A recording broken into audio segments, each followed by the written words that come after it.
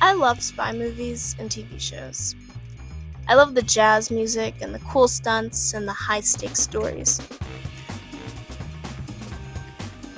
I'm in. You're probably thinking that my love for spy, action, and heist movies came from me watching classics like Mission Impossible, Totally Spies, Spy Kids, or even Inspector Gadget. Dang it has a firewall. Well, you'd be wrong. I'm in. Okay, I bypassed the mainframe, now I have to cut the wire. My love for espionage came from other completely random pieces of media. Okay, there is a green wire, white wire, yellow, and a black one. I don't know which one to cut. When in doubt, go for the green wire. Okay. I'm gonna cut the green wire. So, in this video, I will be talking about the pivotal pieces of media that led to my love for the spy, action, heist genre.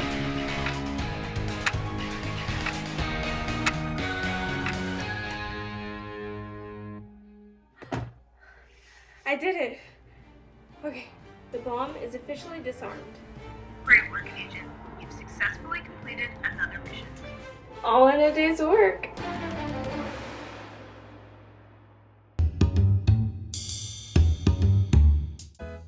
The first time I was introduced to any kind of spy media was when I watched the 2009 Disney show Special Agent Oso. Yes, Oso means bear in Spanish. So Oso is a special agent, and his computer assistant, Paw Pilot, gives him the missions he has to complete by the end of the day. The show was meant to be, like educational and entertaining for little kids, so I'm gonna be honest, I don't really remember anything about this series because I watched it when I was a kid, but today I'm going to revisit the series by watching an episode. Also, before we begin, apparently Handy Manny and Special Agent Oso had a crossover episode. I beg your pardon? When did that happen? And how did I not know about it? Because I watched Handy Manny too. Because this episode is 24 minutes.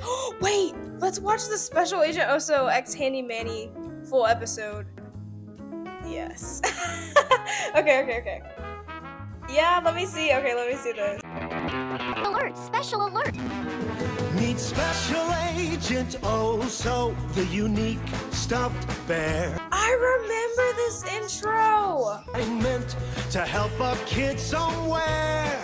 I just got this huge wave of nostalgia. Just with the theme song and like the intro. Oh my goodness! Special Agent Oso! I remember that. Okay. I remember this song too, because, yeah, okay. This is so cool! Oh my goodness. Oh! Okay, Mission Impossible! This show is actually really good for a kid's show. Wolfie, will you please help me get over to the... Congratulations, Oso! You asked your friends for help delivering the briefcase. Stop! I literally had a watch in my short film just like this. Art imitates life, I guess. Okay. Having friends that can help you out sure comes in handy. Get it? Oh! That episode was actually so good. What? I see why I loved that show when I was younger. That was such a good episode, I'm not even joking. Like, that was like, yeah. The next piece of spy/secret agent media I was introduced to was the 2014 PBS kids show Odd Squad. The show was about this bunch of kids in an organization called Odd Squad who used math and reasoning skills to solve local mysteries. There was Miss O, the boss, some scientists, and then the main group of agents. If I remember correctly, I think Olive and Otto were my favorite two cast members, and when they replaced them, I didn't really like the show. The show actually just ended last year in 2024, and I looked at the cast, and it's basically unrecognizable from when I watched it as a kid. Let me tell you, I loved Odd Squad. I wanted to work at Odd Squad. I wanted to be an Odd Squad. Whether it was on the show or like in real life, I wanted to actually work at like an Odd Squad building. Like I wanted to be a secret agent. Because I haven't watched the show in a while, I will be revisiting it today. Let's react. But back to Otto and me. We work for an organization run by kids that investigates anything strange, weird, and especially odd. Our job is to put things right. Double trouble. Fun fact, the title card with the red lettering in the folder, I did that in my short film. It's actually crazy like how many things I've taken from these shows and like put it into my own short films and stuff. Yes, sir. Bye, Odd Squad! Oh, that's not good. That's not good. When suddenly...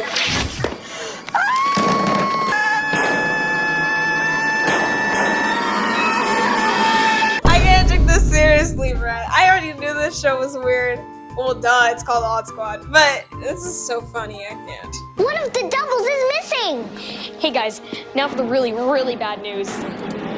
They look like us and they act like us, but they are not us. And one of them is missing. Ow! Your double should think and act just like you. What would you be? What did I just say? Otto, keep the other two doubles out of trouble. Try saying that 10 times fast. Okay, Otto, Wait, that's hold enough. on a second. It's not fair! Wait, the editing looks crazy here. He looks like clipped in, like, oh my goodness, this looks so bad. The reason you started doubling was because you had so many pizzas to make and no one to help. Yeah? So, if Otto can get them to help with his His hair is clipping. I can't take this seriously. He's green screen. work, maybe, with a little training, Debbie can do the same. Wait, why couldn't she just hire more employees? If she couldn't make all the pizzas, why couldn't she just hire somebody? Huh? Order today! Oh, okay, so apparently they live happily ever after and she just has her doubles. Cool. Very cool.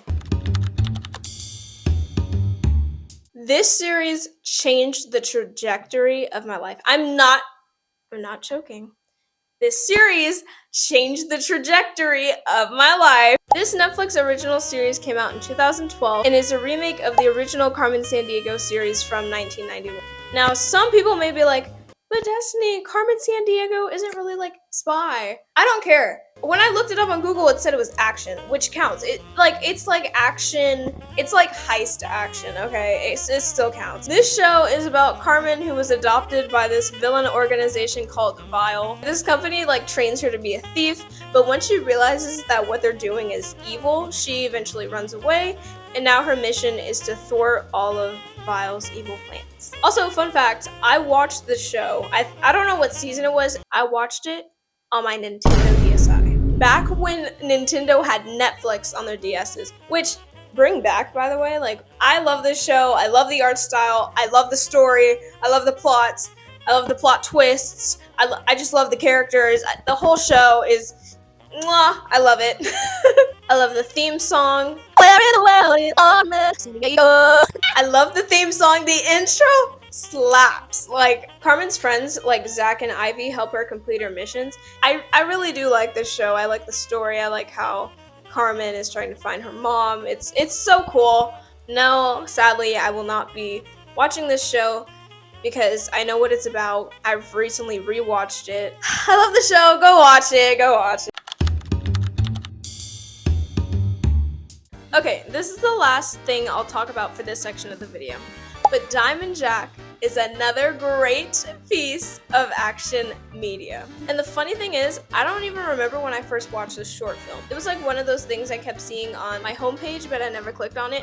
But once I did, I was shocked. The art style is very loose and sketchy. The animation is fluid, it's smooth, and like it's just beautiful. It's very visually stunning. The story is also like really interesting and creative. It's about a girl that saves the casino she works at by taking a diamond that's really a bomb away but the police think she's stealing a diamond, so they're chasing her, but she's trying to protect the people. Also, the song in the background is called The Villain I Appear to Be, which obviously fits the story. It's a really nice jazz song. It's like so good. I actually used the song in my short film for the credits. But not for long, I'll be going place to place. Won't stop doing the race on the way across the line. Stop to mention you, I will also wink down. I'll keep on going even if you think I'm in the wrong.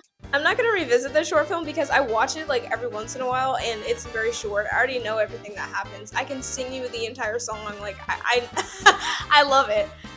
But yeah, I think you should definitely watch it. It's on YouTube. Rachel Kim, the woman who made the video, sadly only posted another short film called Burger Boss, and those are the only 2 videos on her YouTube channel. But like, good news, apparently she works at Disney now, according to the last thing I've seen. So I mean, that's cool. It's just, I wish she would have made more videos. Because I was so inspired by things like Diamond Jack and Odd Squad, I created my own series called Intel, and it stands for International Teenage Espionage League. I wanted to make a series with my friends about teen secret agents who solve problems in their city. It's only been a few months since I've made it, but looking back, it's definitely not my best work. The lighting in certain scenes is just not good at all. The audio is bad in some areas. But that also shows how much I've improved since then, and it's only been a few months. That was the first short film I've made with other people, and I'm glad I made it, even though it was bad. Even though it was bad, I'm glad I made it, because now I make short films with other people. I know how to work with actors. I've learned how people learn their lines. I know how it works now. So at the beginning of this year, I started working on Intel episode 2, but a lot of scheduling things weren't working, so I couldn't finish it. To summarize though, I'm very glad I made it. It aired at my school. It was my first big project, and I'm just glad I did it. It was fun. I got to work with my friends. It was nice. The next short film I made was Jazz Coffee Action. Jazz Coffee Action acts as sort of a prequel to Intel. It shows how the main character, Dawn, aka me, learns about the agency, and it shows her fighting her first bad guy. This film earned me 3 honorable mention awards, so I would say it's my best short film I've ever made so far. It was the first short film I made using an actual camera. Obviously, this film looks a lot better than some of my other ones. Another reason why Jazz Coffee Action is such a good film is because I made sure everything was the way I wanted it to be. With Intel, I let a lot of things be bad. I was like, you know, it's not that big of a deal. Some of the audio was really bad in some scenes, like I mentioned. Jazz Coffee Action, there was an entire scene where the audio was bad. I had to refilm the entire thing, and it turned out really good because of that. So if you have a really important film you want to put into a film festival, just make sure the lighting is good in this scene. Make sure the audio is good. Always like watch the video after you record it, making sure it's the way you like it. And then that way you'll get a nice, good quality film. Anyway, like I said, this is my favorite short film I've made. It's definitely the one I've put, I would say, the most work into, and I really love it. And it only happened because of my love for the spy action genre, caused by all the movies and shows and books I mentioned before.